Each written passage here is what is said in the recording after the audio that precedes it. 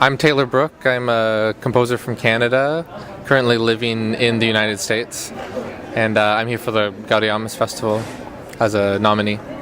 Motorman Fragments is a piece for singers, for instrumentalists, and it's the first piece that begins to set this novel called Motorman. And it's a sort of a experimental science fiction book from the 70s, written by David Oley.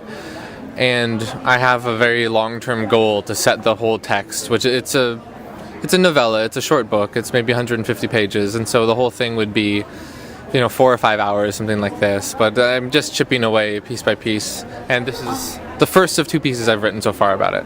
How did you make the selection? Yeah, so it's hard not being able to do it all at once in order for the text to still make sense. So in this piece, I selected the chapters that were letters, that were correspondences between Moldinki, who's a main character, and Dr. Bernhardt, who's a secondary character, who's sort of a benevolent figure, but still a little evil maybe. And so the text is all just the letters from this book.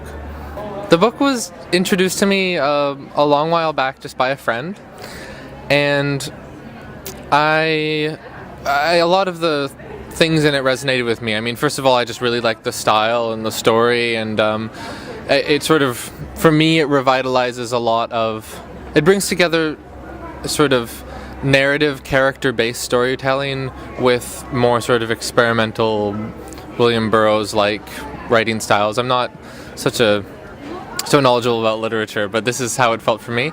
And also it resonated with me in what I'm trying to do with music in some pieces. Where How? He takes sort of normal rituals like, handshakes, what we sort of expect when we eat a meal or go for a walk, and sort of just makes it a little weird. But in what way does it appeal to you? The humor appeals to me, if that's what you mean.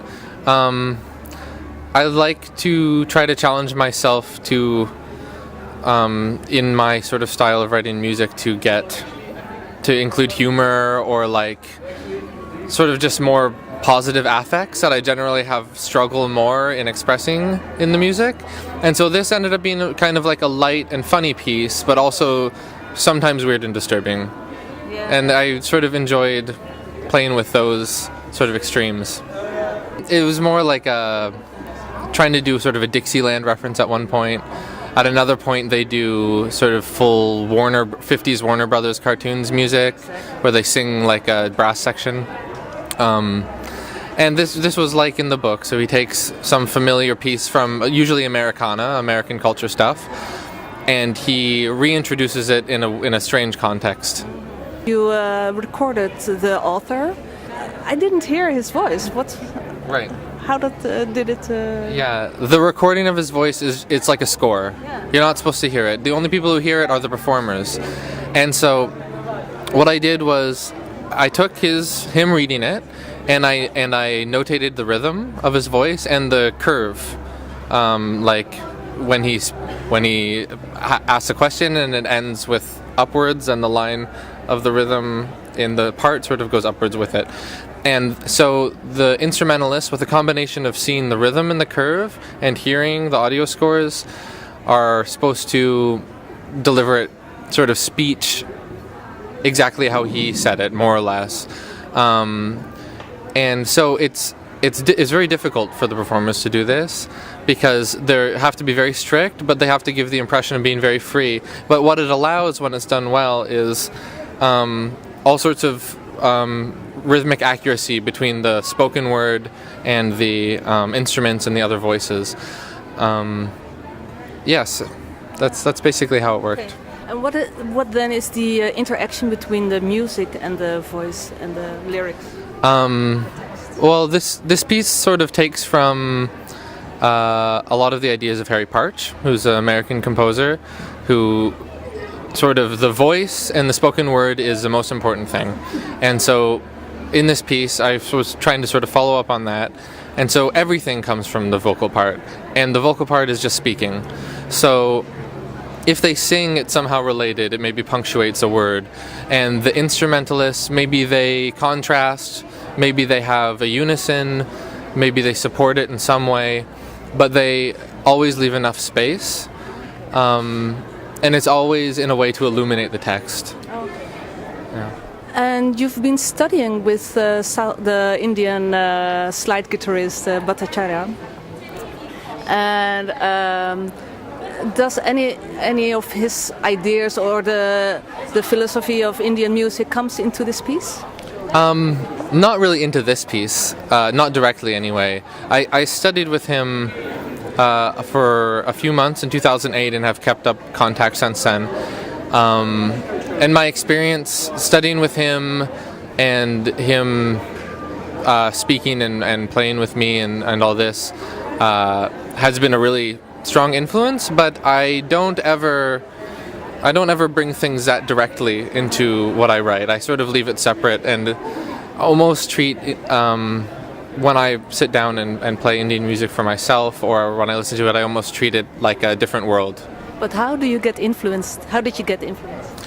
How did I get? Well, one very broad influence is maybe just intonation. So this is trying to use purely in tune intervals. And so one of the reasons I was so interested in trying to study Indian music to begin with is to sort of get a sense of how it works in that music.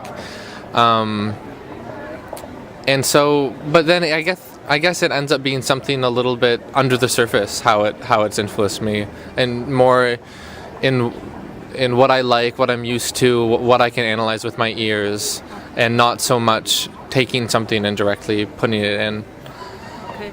Yeah, this microtonal thing is also very important in your work, and you were using the guitars they are lying down. Is this something to do with tell me more? Yeah, so it's a bit of an unusual instrumentation. So there's 4 singers, 4 instruments, and then the instruments are guitar, cello, clarinet, and percussion. And the percussionist also has a guitar, and the guitarist has 2 guitars. And often they both have these steel string guitars that are lying on their backs, and they play them with bows or with mallets. And all the instruments, except for the clarinet, because it can't be, are retuned. So the cello is retuned, all the guitars are a different chord.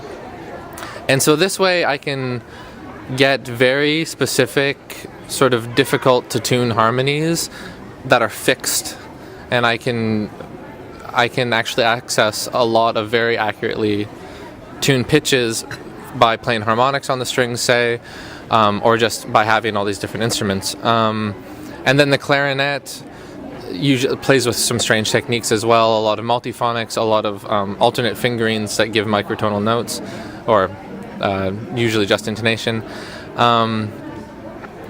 And yeah, so that's basically how it worked. And the bowed guitars were sort of the grounding of all these microtonal harmonies, and then it allowed for the singers to tune with the instruments.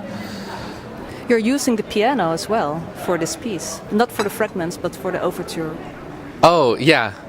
Well, the overture is very different. What I did for the overture was I wrote a collage of typical American music from say the 20s to the 60s. And so I have a Copland pastiche I wrote, I have a Gershwin pastiche I wrote some like suspense movie music, I wrote like all these extremes I wrote, and then I collaged them together. And so you have some things that are very finely tuned and some things that are just in normal equal-temperament, because that's how it ought to be when you're playing Gershwin. So so that piece, it's like it's a very different world. It works as an overture because it is so flamboyant and fast-paced, and then you sort of, what I hope is it ends sort of in more of the world of Motorman Fragments, and I hope that it sort of will lead nicely into this other world that I've explored with the piece we heard here at Gaudiyama's. All right. Yeah. Well, thank you very much. Thank you.